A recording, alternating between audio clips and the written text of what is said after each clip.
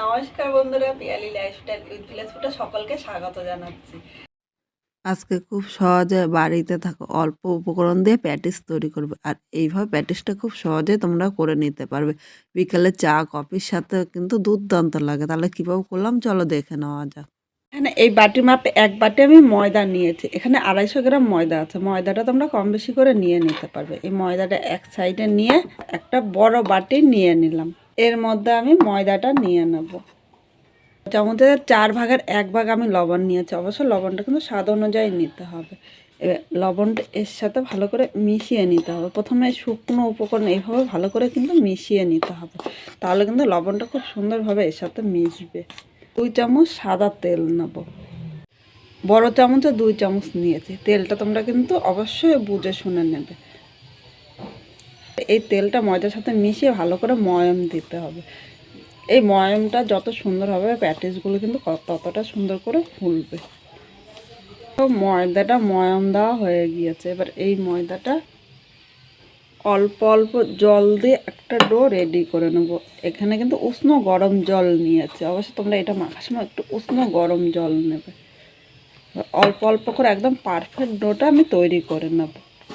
এখানে ময়দাটা মাখা হয়ে গিয়েছে। এইভাবেই কিন্তু ময়দাটা মাখতে দেখো, খুব বেশি নরম বা খুব বেশি কিন্তু শক্ত করিনি। এখন 10 মিনিট ঢাকা দিয়ে রাখবো। আর এর জন্য চলো পুরটা রেডি করে নিই। এদিকে একটা কড়াই বসিয়ে দিয়েছি। কড়াইয়ের মধ্যে 2 চামচ সর্ষের তেল নিয়েছি। তেলটা প্রথমে ভালো করে গরম করে নিয়েছি। এবার এই জায়গায় দেখো বড় সাইজের একটা পেঁয়াজ একদম ঝিরিঝিরি করে কেটে নিয়েছি।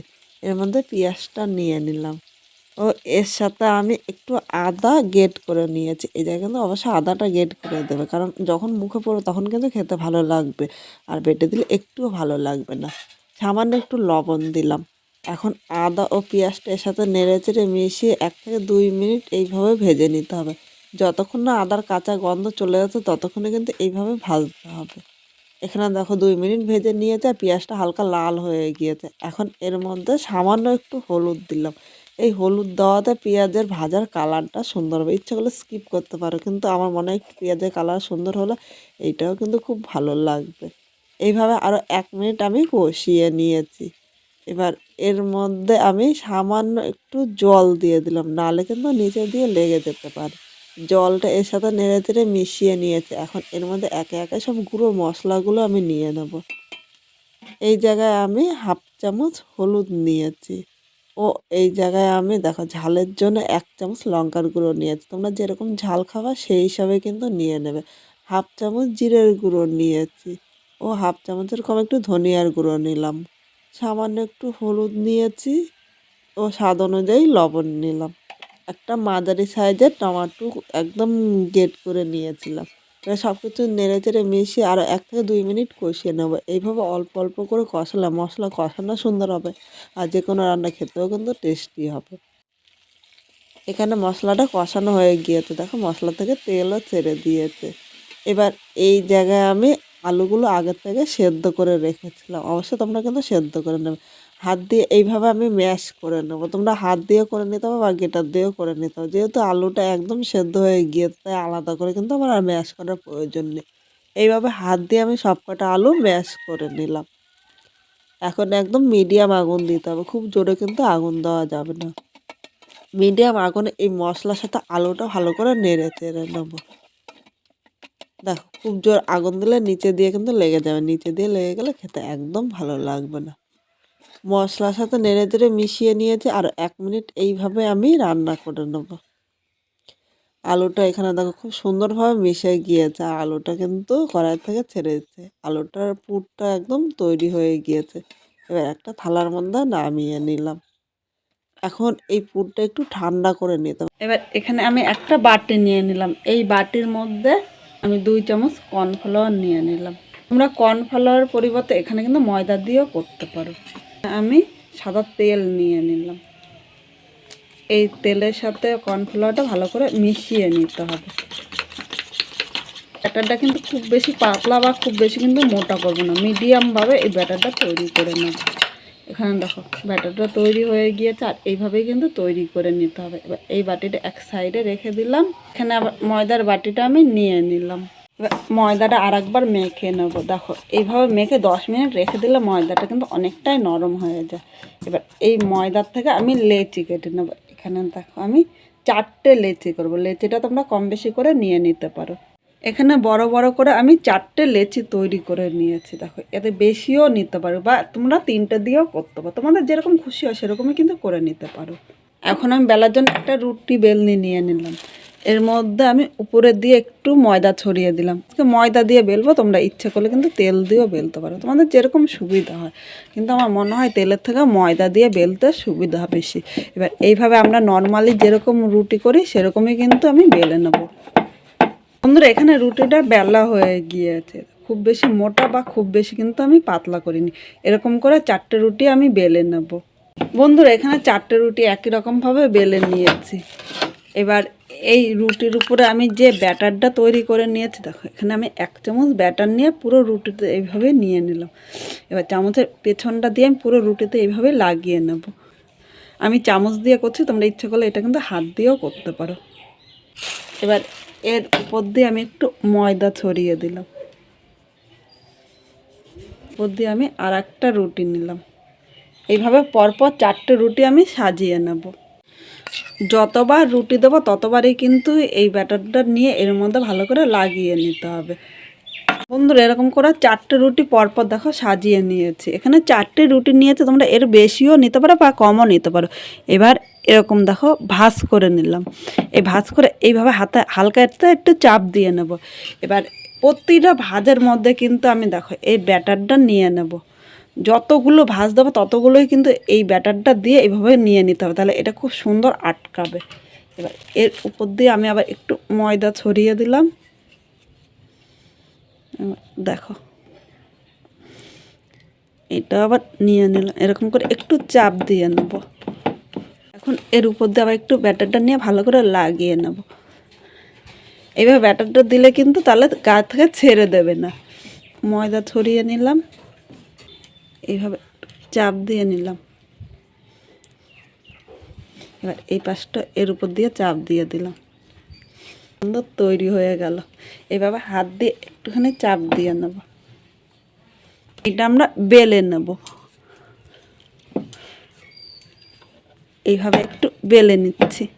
এখানে দেখো আমি চৌকো করে বেলে নিয়েছি। এবার এইটা আমি এরকম চৌকো সাইজ করে কেটে নেব। দেখো প্রথমে এই সাইডগুলি কেটে নিলে কিন্তু তাহলে একই রকম হবে। বন্ধুরা চারি সাইডটা কেটে নিয়েছে। সাইডের এই রুটিগুলি আমি একটুখানি তুলে নিলাম, মাঝখান থেকে আমি কেটে নেব। দেখো এবার এইটা এইভাবে নিয়ে আমি 6 পিস করব। তোমরা আমি 6 পিস করছি দেখে তোমাদের 6 পিস করতে হবে তা কিন্তু না, তোমরা ইচ্ছে করলে 4 পিসও করে নিতে পারো, মানে তোমাদের ইচ্ছে মতো। যেহেতু একটু রুটিটা বড় হয়েছে তাই এখানে কিন্তু আমি 6 পিস করে নিলাম। এবার একটা তুলে তোমাদের আমি একটু লেয়ারগুলো শুধু দেখাবো। দেখো এই সাইডের লেয়ারগুলো কি সুন্দর হয়েছে, দেখেছো? প্রতিটা লেয়ার কিন্তু খুব সুন্দরভাবে ফুলবে। আলুর পুরটা তৈরি করেছি, আলুর পুরগুলো নিয়ে নেব।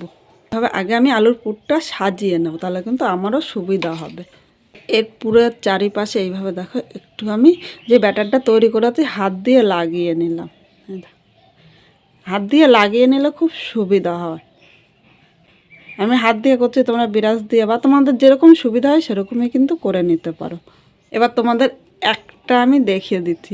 থেকে প্যাটিসের এই পুরটা তৈরি করা কিন্তু সহজ। দেখো প্রথমে এই মুখটা আমি লাগিয়ে নিলাম, এবার সাইডগুলো হালকা হাতে লাগিয়ে নেবো। দেখো এবার দেখো এই মাথাটা এখান থেকে এরকম করে লাগিয়ে নিতে হবে। আমার আলুর পুরটা একটু বেশি হয়ে গিয়েছে তাই বেরিয়ে যাচ্ছে। যেই পুরটা বাইরে বেরিয়ে গেছে সেই পুরটা আমি এই চামচ দিয়ে নিয়ে নিলাম।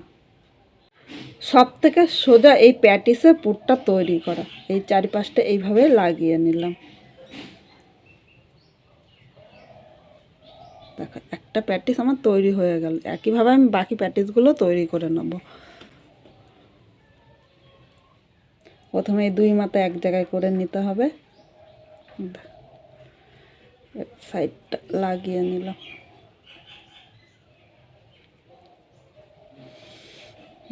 এইভাবে আগে মুখটা ভালো করে লাগিয়ে নিয়ে এবার এখান থেকে যে পুরটা দিয়েছি এখান থেকে ভালো করে চাপ দিয়ে নিতে হবে।